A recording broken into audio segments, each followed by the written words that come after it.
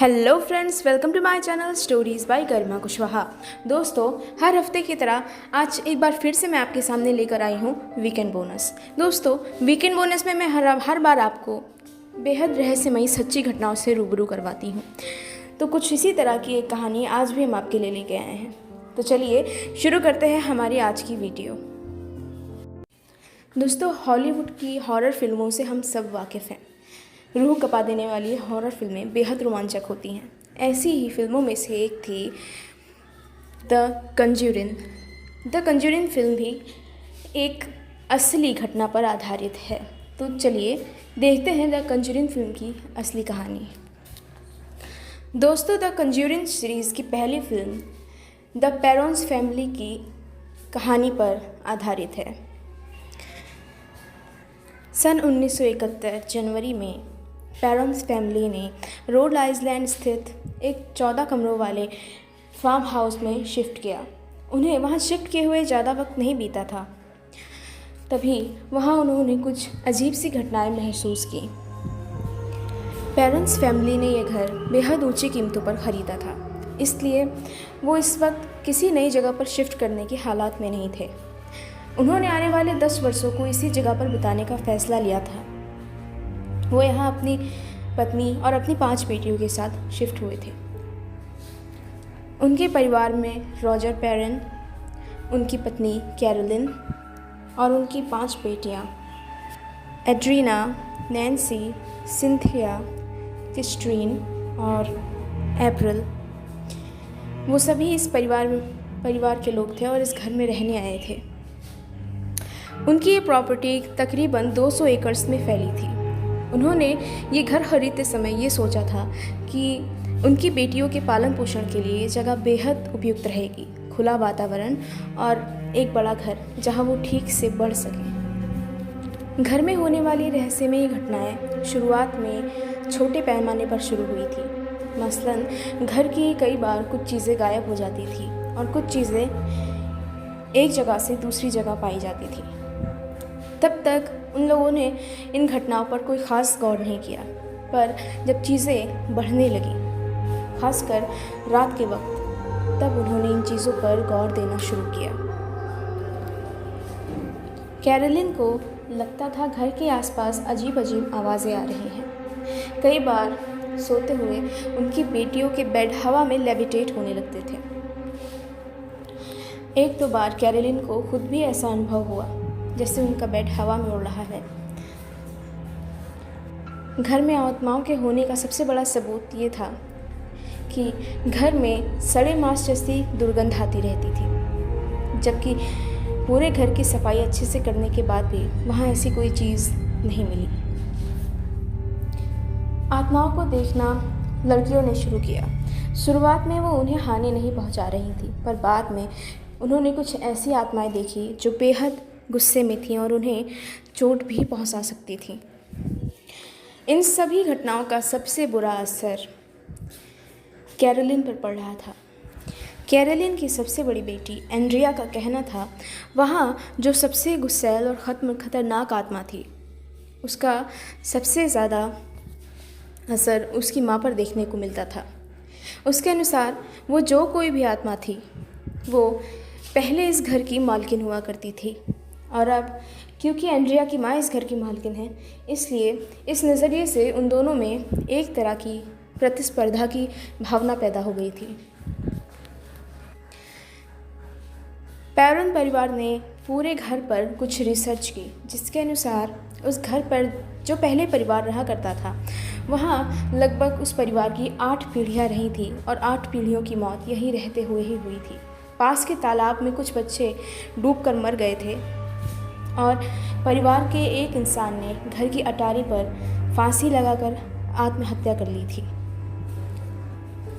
काफ़ी देखने और रिसर्च करने के बाद आखिरकार पेरोन फैमिली ने एड वॉरेन और लॉरेन वॉरेन से संपर्क किया, जिन्होंने बाद में अपने निष्कर्षों के आधार पर बताया कि जो आत्मा कैरोलिन को परेशान कर रही है वो असल में बशेबा शर्मन की आत्मा है, जो कि सन 1800 के आसपास पेरोन फैमिली की घर में रहा करती थी और इस घर की मालकिन हुआ करती थी।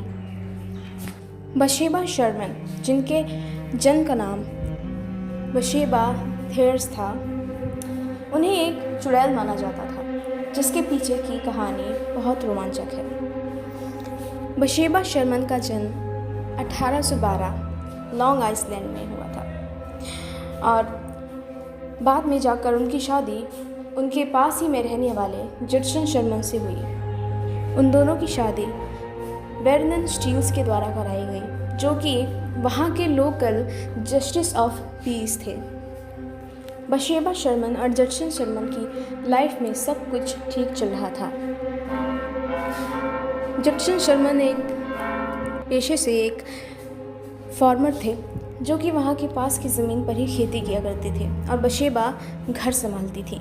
उन दोनों का एक बेटा था जिसका नाम हर्बर्ट एल शर्मन था, जिसका जन्म 1849 को हुआ था। उस वक्त बशेबा की उम्र कुछ 37 साल थी। आसपास के लोगों का मानना था बशेबा का हर्बर्ट शर्मन से पहले भी 3 बच्चे थे, पर उनमें से कोई भी 7 साल से ऊपर की उम्र पार नहीं कर सका। उन सभी की बेहद कम अवस्था में ही मृत्यु हो गई। आसपास के लोगों का मानना था कि बशेबा टोने टोटके में शामिल हैं, वो जादूगरनी है। आसपास के लोग उन्हें चुड़ैल मानते थे। ये सब शुरू हुआ उस दिन से जब उनके एक पड़ोसी ने अपने एक छोटे बच्चे को उन्हें संभालने के लिए दिया, पर जब वो उसे वापस लेने आया तो उनका बच्चा मर चुका था। जब बच्चे की जांच करवाई गई तब मालूम चला कि उसके गर्दन में एक सुई जैसे चुभने का निशान था, जो कि उसकी गर्दन से होता हुआ सीधे उसके दिमाग तक पहुंच गया था और इसी वजह से उसकी मौत हो गई थी। अब बात करते हैं उन खौफनाक घटनाओं की जो कि पेरेंट्स परिवार ने उस घर में रहते हुए महसूस की थी। घर की सबसे बड़ी बेटी एंड्रिया का कहना है, जब भी वो घर के तहखाने में जाते थे उन्हें एक ठंडी हवा का झोंका सा महसूस होता था, साथ ही तेज़ दुर्गंध आती थी सड़ते हुए मांस की। पर मजबूरी में उन्हें तहखाने में जाना ही पड़ता था। उनके घर में हीटिंग के लिए लगाया हुआ हीटर, जो कि तहखाने में रखा था, अक्सर खुद ब खुद रहस्यमयी ढंग से ख़राब हो जाया करता था। जिन 10 वर्षों तक पेरेंट्स परिवार उस घर में रहा, उन 10 वर्षों के भीतर एड वॉरेन और लॉरेन वॉरेन्स ने वहाँ कई बार यात्राएं की ताकि वो वहाँ रहने वाली आत्माओं के बारे में और ज़्यादा जान सकें। सबसे पहली बार जब उन्होंने आत्माओं से बात करने की कोशिश की, तब आत्माओं ने उन्हें कैरोलिन के माध्यम से संपर्क करने की कोशिश की। उन्होंने कहा कि कैरोलिन होश में नहीं थी, पर वो बोल रही थी। साथ ही साथ उनकी कुर्सी हवा में ऊपर उठ जा रही थी। एंड्रिया का कहना था, इन सब के दौरान जैसे उसकी माँ इस दुनिया में थी ही नहीं। वो एक अजीब ही भाषा बोल रही थी जो उनमें से किसी को भी समझ नहीं आ रही थी। बात करते करते अचानक कभी कभी वो उग्र हो जाती थी और ऐसे ही एक दफ़ा उन्होंने एक कुर्सी को ज़ोर से धक्का दिया, जो कि जाकर फिर दीवार से टकराई। अक्सर उनके कमरे में चीज़ें अपने आप उड़ने लगती थीं। कभी कभार तो उनके बेड भी अपने आप हवा में तैरने लगते थे। ऐसा खासकर एंड्रिया के साथ या उनकी माँ कैरोलिन के साथ होता था।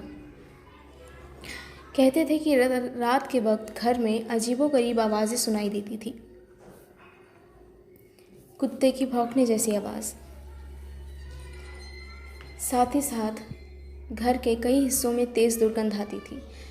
घर में हर वक्त सफाई करते रहने के बावजूद घर में कई जगहों पर छोटे छोटे गंदगी के ढेर खुद ब खुद इकट्ठे हो जाते थे।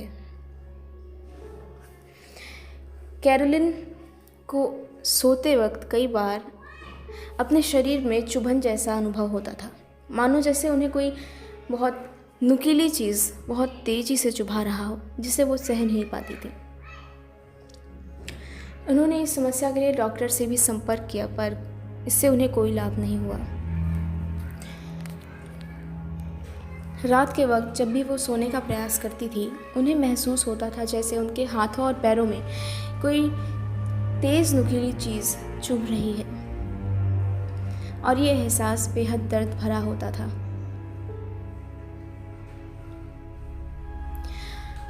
अगर हम बात करें बशेबा शर्मन की, उनके बारे में ऐसा कोई पुख्ता सबूत नहीं है कि उनके पहले 3 बच्चे थे या फिर उन्होंने अपने पड़ोसी के बच्चे की जान ली।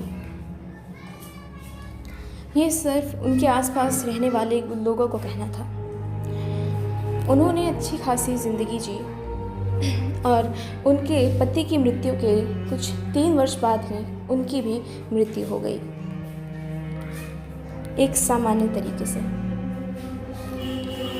तो दोस्तों, यही ख़त्म होती है हमारी आज की वीडियो। उम्मीद है मेरी आज की वीडियो आप सबको पसंद आई होगी। अगर आपको मेरे चैनल की वीडियोस पसंद आती हैं तो चैनल को सब्सक्राइब कीजिए और वीडियो को लाइक और शेयर करना ना भूलें। और आज की वीडियो आपको कैसी लगी वो मुझे कमेंट्स में बताना ना भूलें।